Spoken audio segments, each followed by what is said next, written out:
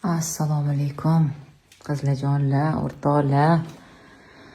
Xayrli kech hammaga. Ko'rib turganinglardek yo'lga otlandim. Yana ikkinchi uyimga uchib ketaman. Xorazm, Toshkent orasida mana shunaqa yuraveramiz, borib kelib. Alhamdulillah, shunga qodir qilgani uchun, kuch-quvvat, sabr-toqat berib qo'ygani uchun va eng asosiysi sabab berib qo'ygani uchun. Hammaga xayrli kech. Biz esa yo'lga otlandik. Inshaalloh Toshkentda ko'rishamiz. 2 kun seminarda bo'laman. Seminar uchun ketyapman. Vaqtliroq bo'lmasa ketmasdim.